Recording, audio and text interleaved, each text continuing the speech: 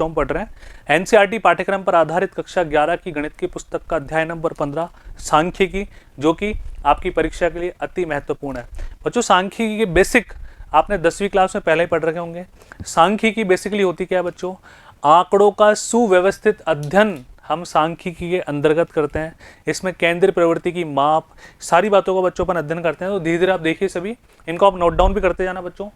आंकड़ों में से किसी एक आंकड़े के पास जाने की उनकी प्रवृत्ति को, यानी कि बहुत सारे आंकड़े हमारे पास होते हैं, उनमें से किसी एक आंकड़े के पास जाने की प्रवृत्ति को।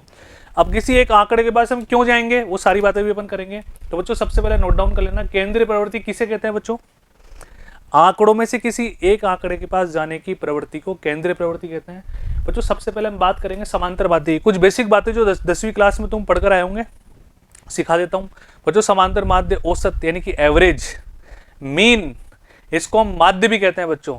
उसके अंतर्गत क्या होगा, दिए हुए आंकड़ों के योगफल को आंकड़ों की संख्या से विभाजित करने पर प्राप्त होता है ना। जैसे प्राप्त आंकड़ों से समांतर माध्य ज्ञात करना, ध्यान से दो कैसे।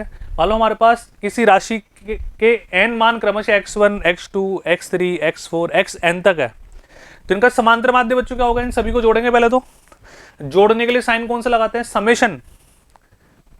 इससे मतलब जानते हो ना, इसका मतलब होता है समेशन, योग या संकलन, है ना। i बराबर 1 से, यानी कि इससे मतलब है एक बार n का मान 1 रखेंगे, फिर 2 रखेंगे, 3 रखेंगे, कहां तक चलेगा बच्चों, n तक चलेगा। ये हमारा एडिशन हो गया। अच्छा, इसको डिवाइड किससे करेंगे, ये i का मान 1 से लेके बच्चों n तक चल जाएगा।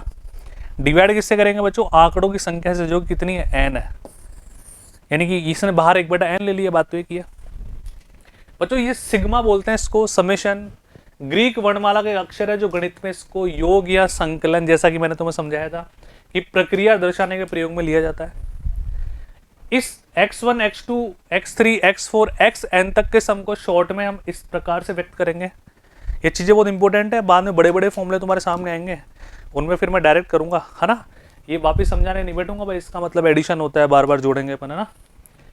x बार द्वारा समांतर माध्य को प्रकट किया जाता है। x के ऊपर छोटा सा बार लगा दो, इसका मतलब माध्य निकाल रहे हैं अपन, मीन, औसत, समांतर माध्य। समांतर माध्य को संक्षेप में माध्य भी कहते हैं बच्चों। सारी बातें नोट डाउन करना, इस प्रश्नमाला को शुरू करने से पहले ये सारी बातें इंपॉर्टेंट है। एक और बात, कल्पित माध्य विधि बच्चों। कई बार हमें माध्य एज्यूम करना होता है, कल्पना में लाना होता है, उसको मानना होता है, इसलिए उसको कल्पित माध्य बोलते हैं, यानी कि हमने उसकी कल्पना की। ठीक है, ध्यान से देखो। उसके लिए फॉर्मूला बच्चों क्या हो जाएगा, a प्लस समेशन किस किस का, f बारंबारता, f से मतलब बारंबारता, वो कितनी बार आ रहा है, d बच्चों। d कैसे निकालते हैं, उसकी राशि का मान और जो कल्पित माध्य हमने माना उन दोनों का डिफरेंस बटा समेशन ऑफ डेटा। भाई f से मतलब क्या होता है, जितनी बार वो आया, जितनी बार सारे डेटा है, उन सबका सम ही तो अपन करते हैं, है ना। अब यहाँ पे कल्पित माध्य बच्चों क्या होता है, ध्यान से देखना। कल्पित माध्य x का वह मान होता है जिसकी बारंबारता अधिकतम हो। यानी कि जनरली मान तो कुछ भी सकता है, लेकिन जनरली हमें क्या लेना चाहिए, वह मान जिसकी बारंबारता सबसे अधिक हो। इससे कैलकुलेशन थोड़ी हमारी आसान हो जाएगी। तो बच्चों फॉर्मूले नोट डाउन कर लेना आप कल्पित माध्य के लिए, ये काम आएगा आगे, है ना। आगे बढ़ते हैं बच्चों। देखो इस पूरी प्रश्नमाला में क्या है, अलग अलग तरह के पैटर्न के क्वेश्चन है, उन सबके फिक्स फॉर्मूले हैं, कुछ ज़्यादा कॉन्सेप्ट तो है नहीं, कैलकुलेशन बेस्ड है बस, है ना। तो एक एक बात आराम से देखते जाना बच्चों। अब हम निकालते हैं बच्चों माध्यिका। माध्यिका को इंग्लिश में बोलते हैं वो जो मीडियन, उसको बोलते थे मीन, है ना। यदि किसी चर राशि x के मानों को सबसे पहले बच्चों माध्यिका निकालने के लिए उसको आरोही क्रम में जमाते हैं। आरोही क्रम मतलब बढ़ता हुआ क्रम, असेंडिंग ऑर्डर। ठीक है, इस श्रेणी के मध्य के पद को श्रेणी की माध्यिका है, माध्य कहते हैं, उसको माध्य भी कह सकते हैं अपन। डन। अब ध्यान से देखो बच्चों, सॉरी माध्य नहीं, माध्यक। माध्यिका है, माध्यक कहते हैं। माध्य तो हमने उसको बोल ही दिया था। अब माध्यक वर्ड का कम यूज करेंगे अपन, माध्यिका बोलेंगे जनरली। ठीक है, अब बच्चों यहाँ पे कि बीच में सर कौन सा लें, ये तो आफत हो जाएगी। जैसे देखो मैं एक बात लूँ, कोई डेटा हमारे पास 1 2 3 4 5 6 7, अब इनके तो बीच में सर साफ साफ दिख रहा है, 3 इधर से छोड़ो, 3 इधर से 4 आ गया। लेकिन मान लो बच्चों यहाँ पे डेटा ये होते हैं 2 3 4 5, केवल 4 ही होते हैं, तो बीच में तो 3 भी है, बीच में 4 भी है, तो फिर हम क्या लेते हैं, 3 के और 4 का दोनों के योगफल का, यानी कि इस पोजीशन पर जो आ रहा है, इस पोजीशन पर जो आ रहा है उसका आधा कर देंगे। 7/2 बच्चों कितना हो जाएगा, 3.5, 3.5, इसका माध्यक या माध्यिका हो जाएगी। तो इसके लिए देखो फॉर्मूला अपन जनरल क्या बना सकते हैं, यदि पदों की संख्या विषम हो तो हम क्या बोलेंगे बच्चों, n+1/2 वा पद, n+1/2 वा पद हमारा बच्चों क्या होगा, माध्यक, मीडियन होगा।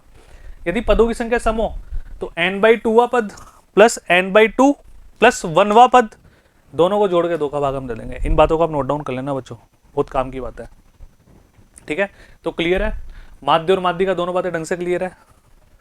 माध्य में आंकड़ों का योगफल करते थे और आंकड़ों की संख्या से डिवाइड हम करते थे। यहाँ पे बच्चों क्या करेंगे, यदि आंकड़ों की संख्या विषम है तो n/2 प्लस 1 वा पद हमारा माध्यक होगा या माध्यिका होगी। अगर सम है तो n/2 वा पद प्लस n/2 प्लस 1 वा पद का आधा कर देंगे, उनका औसत निकाल देंगे, ठीक है। चलो जैसे कि एग्जाम्पल लेते हैं, यहाँ पे देखो प्राप्तांक 1 2 3 4 5 6 7 8 और 9, तो हमें क्या निकालना है बच्चों, माध्यक। तो सबसे पहले इनको आरोही क्रम में जमाओ, बढ़ते हुए क्रम में। तो बच्चों सबसे छोटा कौन है, 12 है ना, 12 के बाद कौन है सबसे छोटा प्राप्तांक, 12 से छोटा भी है 10, ध्यान से देखना, 10 12 12 एक ही बार आ रहा है बच्चों, 15 2 बार आ रहा है, उसके बाद कौन आ रहा है 16 आ रहा है, उसके बाद कौन आ रहा है 18 आ रहा है, उसके बाद कौन आ रहा है 19 आ रहा है, उसके बाद कौन आ रहा है 20 आ रहा है। काउंटिंग करो, 3 और 3 6, 3 और 3 6 और 2 8। तो बच्चों एक और रह गया, देखो 18 कितनी बार है, 18 2 बार है, 18 को 2 बार ले लो बच्चों, ये लीजिए 18 को 2 बार लिखेंगे जी,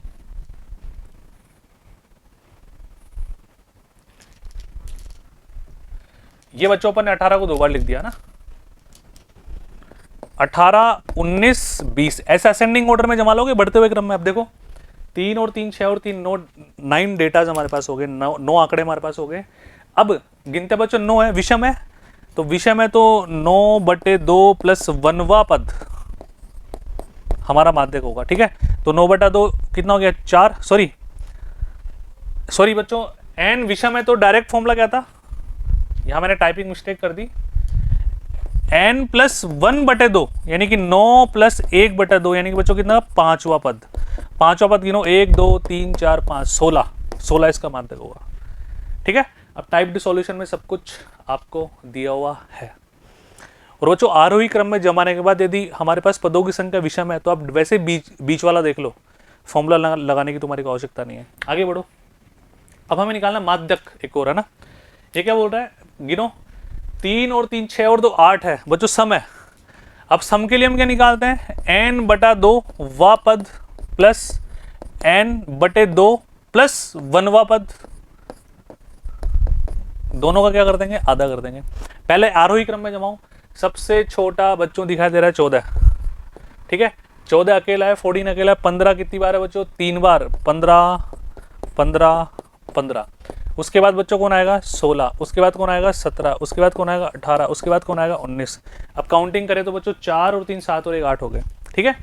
तो n का मान 8 है, 8/2 प्लस 8/2 प्लस 1 वा पद, तो बच्चों 8/2 यानी कि चौथा पद बच्चों कौन है 15, फिर उसका एक जोड़ोगे तो 16, तो 15 प्लस 16/2 बच्चों कितना आ गया हमारे पास, 15 और 16 31, 15.5 15.5 इसका माध्यक हो जाएगा, ठीक है। बात समझ में आ रही सभी के, तो ध्यान से देखो 15.5 15.5 अंक इसके माध्यक में लिए जाएंगे। अब ध्यान से देखो, दोबारा एक बार रिवाइज करवा देता हूँ मैं तुम्हारे को। यदि पदों की संख्या इवन है तो माध्यक बच्चों क्या होता है, n/2 वा पद प्लस n/2 प्लस 1 वा पद का आधा कर देंगे, ठीक है।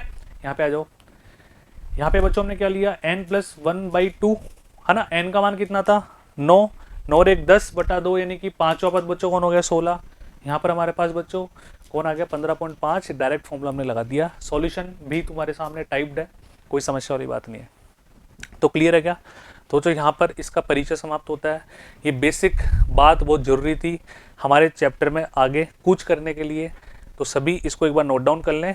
नेक्स्ट वीडियो में अगले प्रश्नों के साथ मिलते हैं, आपकी प्रश्नमाला के साथ मिलेंगे, उसके उदाहरण करेंगे, प्रश्नमाला क्या क्या चाह रही है।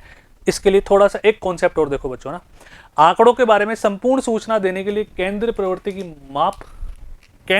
के माप पर्याप्त नहीं है। है ना बच्चों। केंद्रीय प्रवृत्ति इनफ नहीं है पूरी सांख्यिकी के लिए, क्योंकि जब परिवर्तनशीलता वाले आंकड़े हमारे पास आते हैं जिनमें डिफरेंस बहुत ज्यादा होता है, वेरिएशन बहुत ज्यादा होता है, तो वहां पर बच्चों एक अन्य घटक जिसका अध्ययन सांख्यिकी के अंतर्गत किया जाता है वो कौन सा होता है बच्चों? वो होता है प्रकीर्ण की माप, मेजर ऑफ डिस्पर्शन हम पढ़ेंगे। इसको नोट डाउन कर लो, बहुत इंपॉर्टेंट बात है। इसके अंतर्गत बच्चों क्या पढ़ते हैं? आंकड़ों में प्रकीर्णन या विक्षेपण। बच्चों प्रकीर्णन को विक्षेपण भी हम बोलते हैं ना, डिस्पर्शन को। केंद्रीय प्रवृत्ति की माप के आधार पर किया जाता है। इसके अंदर निम्नलिखित मापें होती है बच्चों, इन सभी के बारे में अपन पढ़ेंगे। परिसर, चतुर्थ विचलन, माध्य विचलन, स्टैंडर्ड डेविएशन, मानक विचलन। बच्चों चतुर्थ विचलन हमारे चैप्टर में नहीं है, तो इसका अध्ययन हम बिल्कुल नहीं करने वाले, ठीक है। तो हम किस किस के बारे में पढ़ेंगे? परिसर, माध्य विचलन और मानक विचलन। तो इन सभी के बारे में अपन अगले वीडियो में मिलते हैं बच्चों। खूब सारी प्रैक्टिस करेंगे, तब तक आप यहाँ तक एक बार नोट डाउन कर लें। धन्यवाद।